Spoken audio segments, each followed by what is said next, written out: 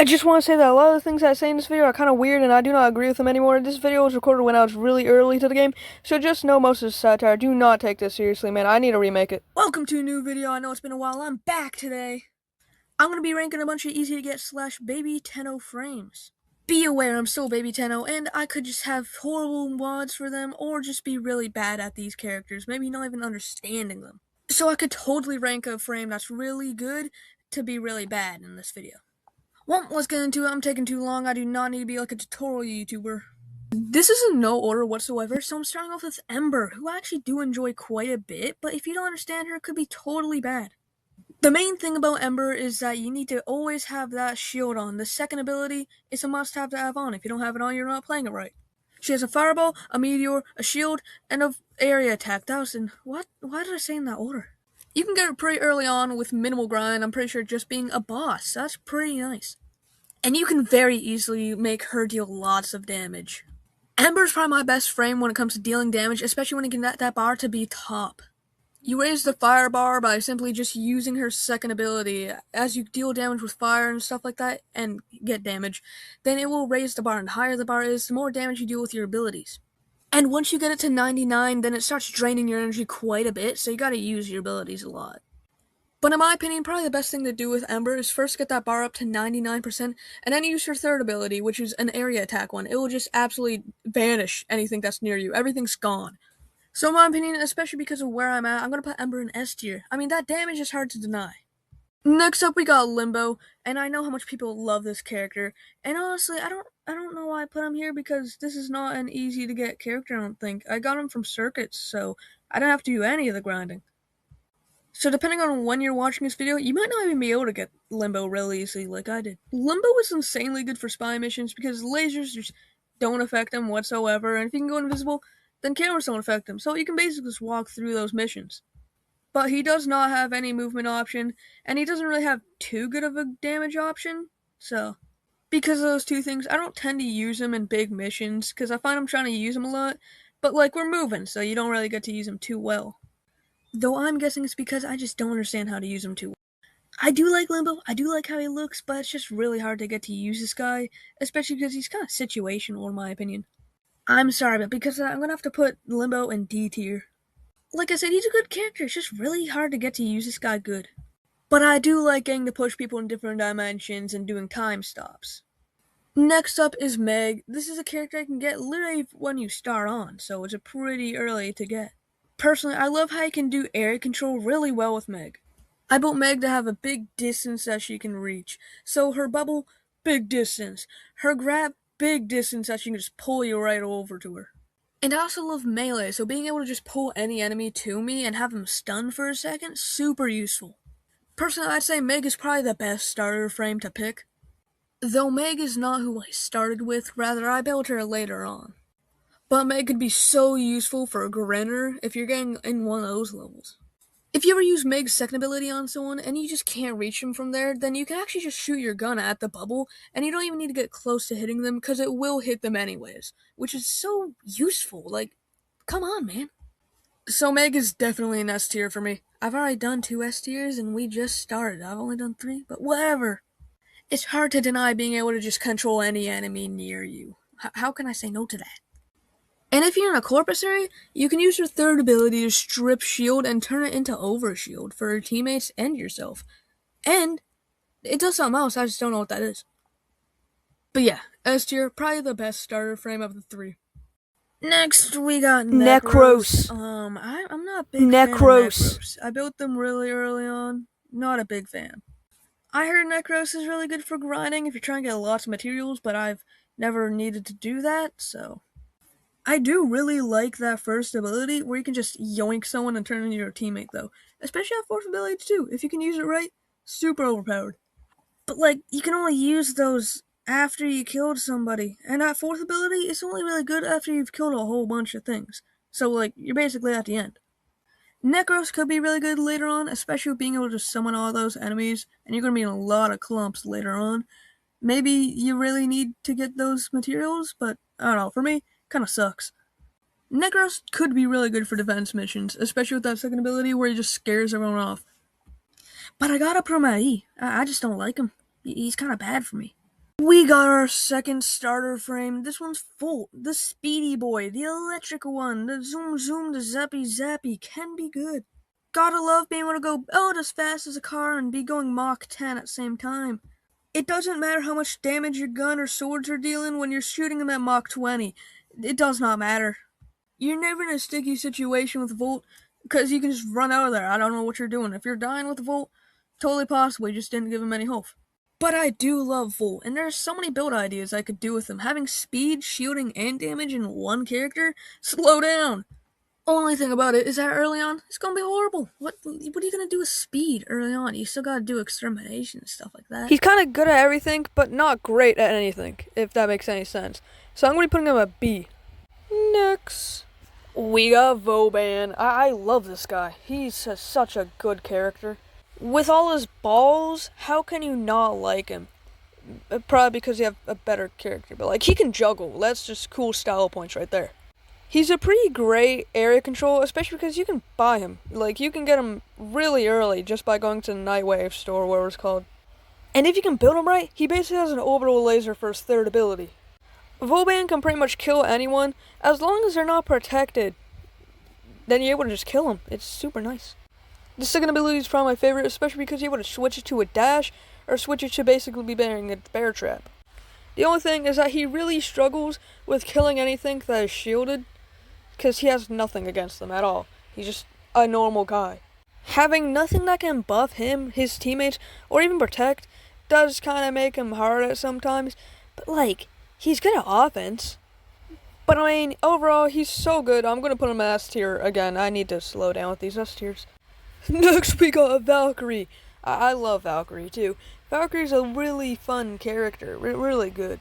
Especially with that grappler. If you give Valkyrie enough range, then they can just fly away with that grappler.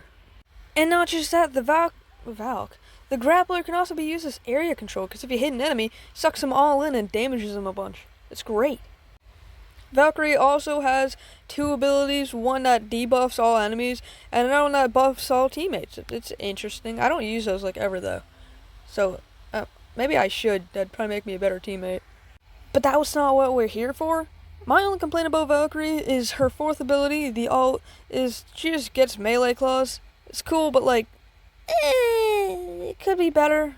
Like, it's cool and all, but like, I'm already doing that. Unless they give a buff, or they do something I'm just unaware of. But like, as far as I know, they're not great.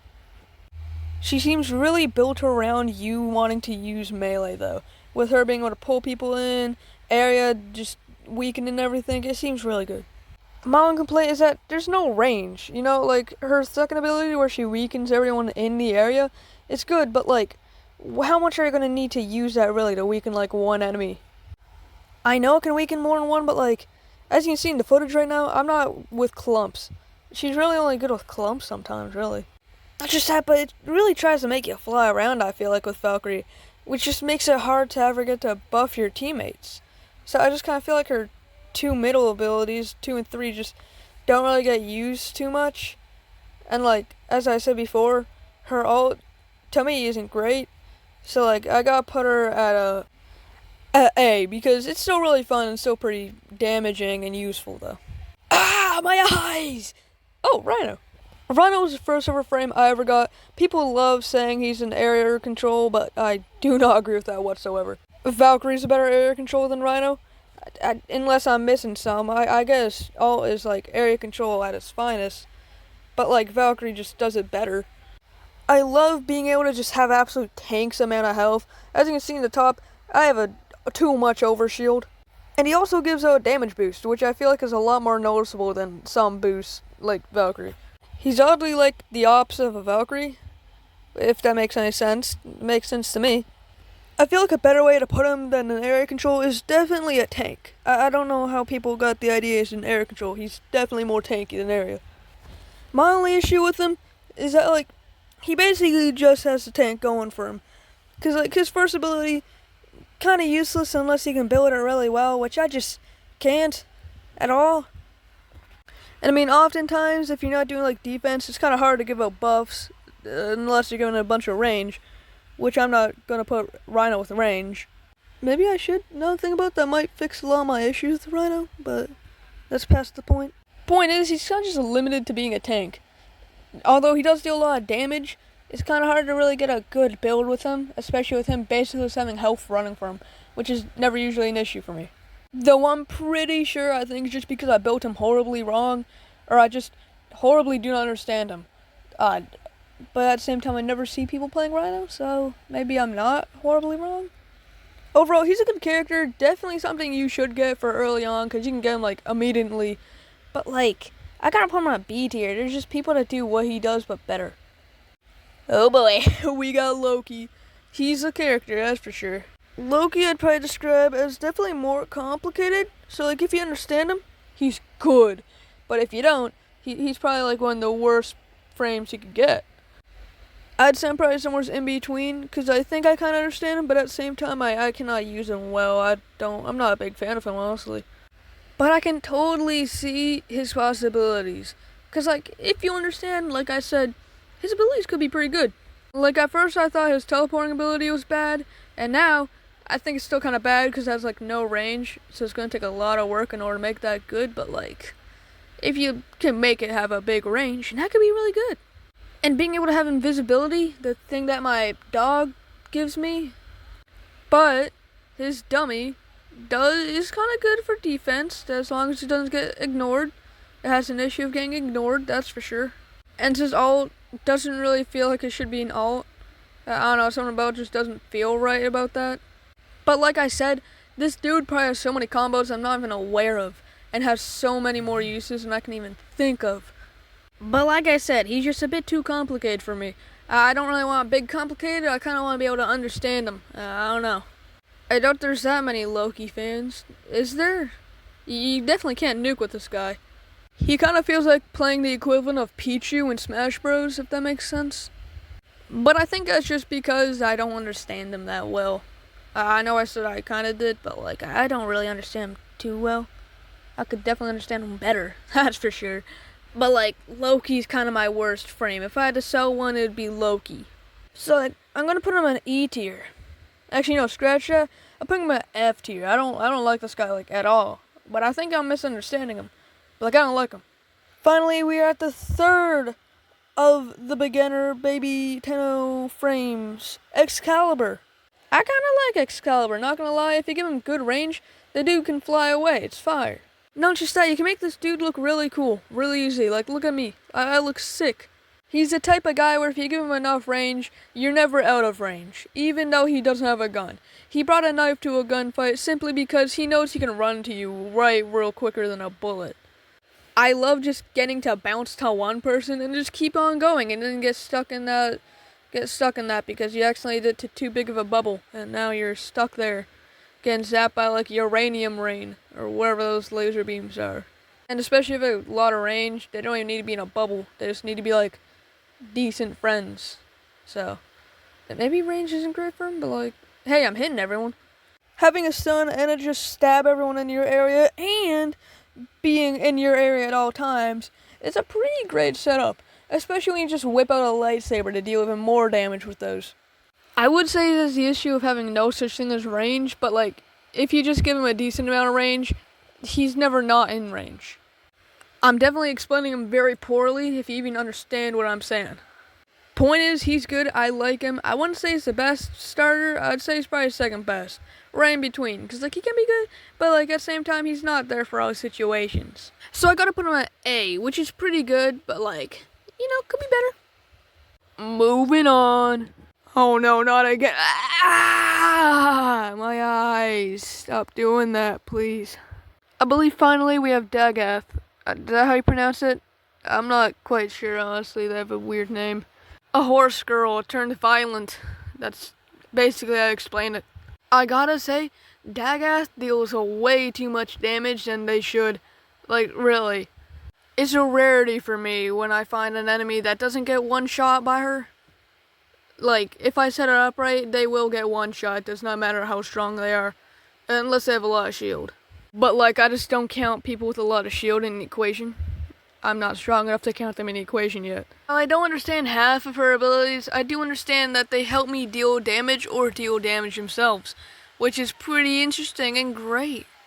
one of the main things I'm thinking of whenever I'm rating a frame is how much damage they deal. And that's pretty much Sevagoth. And that's pretty much Dagath's whole deal. Deal damage, and there's nothing else in mind there. If you need a high damage dealing frame and you need it quick, I'd advise Dagath. I mean, it's a really high deal damaging. What am I saying? I'm really losing it. Don't worry, I think it's the last one. It's a really fun character. It's really fun to stabby, especially because you can just like walk up to someone, use the first ability, stabby, and then like if there's anyone in your area, then it sends a stabby to their area. It's fun. Like going into a grinner and then just doing that. Like what I'm doing on screen right now. It's fun. Do it. Do it right now if you have Dagath. Why are you not doing it? Do it. Now. With all her greatness, of course I'm going to have to put her at A. I'm going to put her at A. Yeah. I've handed out too many S's. Anyways, after all that, thanks for watching. Let me know your opinion. Which one in this video do you think is actually the best frame? Which frames do you horribly disagree with me on? Which ones did I just not understand one bit and you're kind of actually really offended that I actually put them there? I really need to get an outro. I don't got one yet. I should probably think of that. I'm probably gonna go back. I'm probably gonna start making warframe videos, cause like, I'm getting into that. Why would I not? It's a fun thing to do. But yeah, hopefully I'll see you in the next one. This is a big switch up in my type of content. I usually do VR titles and Minecraft, so this is a big change. Yeah, I hope you enjoyed. I'll see you in the next day.